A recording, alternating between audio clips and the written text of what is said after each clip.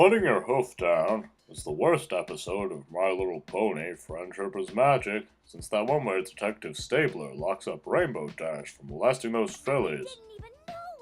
Maybe that didn't happen? You know when you have a few too many glasses of Franzia wine at your computer? You fall half asleep and start dreaming about other shows. That happens to me, and I'm not even sure which episodes of My Little Pony are real. Which ones only exist inside my head. I forgot to take my brain medicine. Well, I'm hoping this ain't one of the real ones, because it fucking sucks. Now, a lot of people like this episode. A lot of people complain about it. They say the pacing is off, or Fluttershy is out of character, or Detective Stabler ought to lock up Angel for domestic abuse. And, well, yeah, all those things are kinda true, but I'm gonna break it down for you, because the real answer about what's wrong with this episode is everything. Part 1. Message over medium. Now you can just tell this is one of those episodes where they came up with the lesson first and had to write all the scenes, dialogue, and jokes around it. As a result, nothing makes sense. Because you see, well, it's not a bad idea per se. Being unassertive has never been a problem for Fluttershy. Because everyone has always been nice to her, or her friends stuck up for her. Now she has to learn to be assertive. And suddenly everyone in Ponyville, an idyllic utopia of tiny, colorful horses, is a gigantic asshole who makes Wayne Rooney look like Mickey Rooney. I don't even know what that means. That's not about whether you gotta be assertive in real life, whatever that is.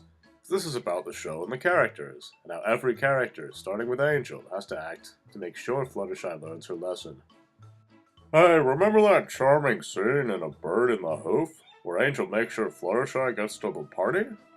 Kinda got the sense like it was like a kid brother who got fed up with her sometimes, but cared about her, and understood her. Now he's like a miniature Idi Amin. Was that a character? And this fucking antisocial personality disorder. This whole scene is completely baffling to me and threw me off from the start. It also sets the tone for the whole episode, because it's all downhill from here. You see, if not for Angel acting like that, Fluttershy wouldn't have to go into town and interact with these other jackoffs. I guess if Pinkie Pie is friends with everyone in Ponyville, she's also friends with all these jokers too. Doesn't seem to have improved them much. Which brings me to the subject of Pinkie Pie and Rarity. Now, a lot of bronies complained about the scene because they had a flashback to Allison from junior high school, balled up into a fetal position, thought about suing the show for using their likeness for pocket protector there. But it's not about whether Rarity is being mean. Point is, it's usually not good to trick people to get what you want. That certainly has nothing to do with being assertive. Pinkie Pie and Rarity are basically pointless to this episode, and I'm not sure what they're even doing there. Well, this brings us to what could laughingly be called the main plot of the episode, and this is where things really start to fall apart. Part 2. Iron what? Now, the second biggest problem with putting your hoof down, aside from the plot and everything that happens in it, is the so-called antagonist, Iron Will. Now, I've analyzed this episode with a team of bad guys. We came to one unanimous conclusion. We don't know who this character is, what he wants, or how we're supposed to feel about him. Well, this is such a gigantic clusterfuck that I almost don't know where to start. But take this for example. If Iron Will is such a bad guy, why does he want to make sure that his techniques work before he charges people for them? Kinda think he would just, teach some bad techniques and charge real high prices for his seminars, then skip town with the money. So obviously he kinda believes in what he's doing. Maybe he's kind of a jerk, but does that really make him an antagonist?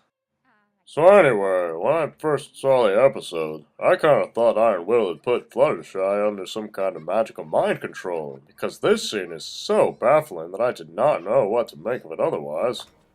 I mean, yeah, it's really out of character for Fluttershy, but Pinkie Pie and Rarity behave even more bizarrely. Just like Angel at the beginning of the episode, Fluttershy is not just acting a bit strange, she's acting like a crazy person who forgot to take her brain medicine. So let me see if I've got this straight.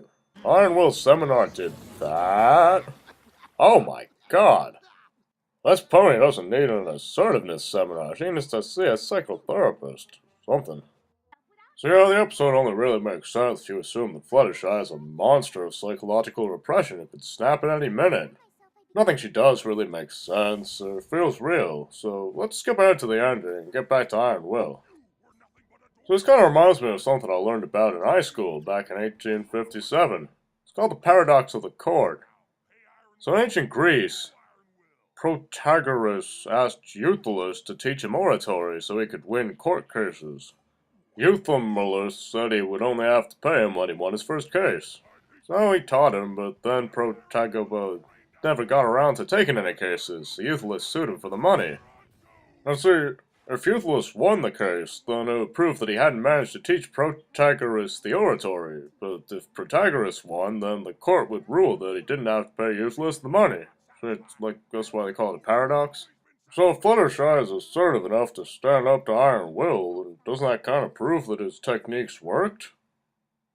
Well, it might seem like kind of a nitpicky logic thing, but to me it just symbolizes how it seemed like nobody really knew what was going on with this whole Iron Will plot and what he was trying to teach Fluttershy and what she ended up learning. So, there's so many interesting directions they could have run in with this character. Like, maybe it turns out that deep inside he's just as insecure as Fluttershy.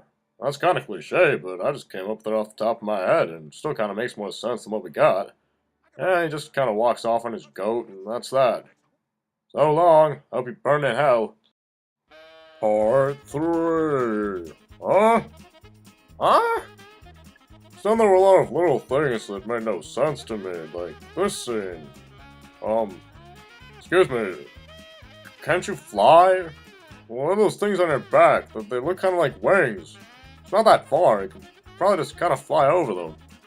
It's fabulous. Looks like that monster's workshop really paid off. Iron Will's not a monster, he's a minotaur, and a true inspiration. Well, they do that bit like a couple of times, so maybe it's supposed to be funny, like the joke? Well, I don't really get it, but how is Iron Will a monster? Hey, you're a magical talking pony, lady. You get off on the Friendship Express calling anybody a monster. Besides, I kind of would have expected that the message on a show like My Little Pony would be that nobody is a monster, even if they got horns and look kind of scary. And mean.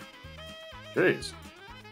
Now, in this scene at the end, I like the callback to the Stairmaster, but couldn't Fluttershy already do the stair? So, what she actually learned? She control it now? Kind of big deal, because then she could make pretty much everybody do what she wanted. I don't know. But I pity the fool who doubts Iron Will's methods. Well, I appreciate a good classy pop culture reference on My Little Pony as much as the next weirdo. I hate to break it to you guys, that reference is a meme so old that it was around when I was 5 years old, before anyone knew what the fuck a meme was. That was a very long time ago. I'm not saying it's bad or anything, it just takes a bit more than that to be good or clever. Maybe us fans should stop jumping up and down like trained seals whenever we hear a mention of something that's not from My Little Pony on My Little Pony. Anyway, I should stress again, I don't really hate this episode, or any episode of this show. I think it's just great. In fact, I'm kind of relieved there are some episodes I don't like as much as others, because otherwise I'd kind of worry that it wasn't being produced by human beings, but some kind of race of evil aliens trying to brainwash us all or something. Pizza rolls. Post a comment on that web zone, and Mr. Plinkett will send you a pizza roll in the mail. Oh, wait, hang on. The new episode of My Little Pony is starting. What's that? What's that, Detective Stabler? You want me to kill my wife? You say you won't tell anybody? It'll just be our little secret? Oh? Okay.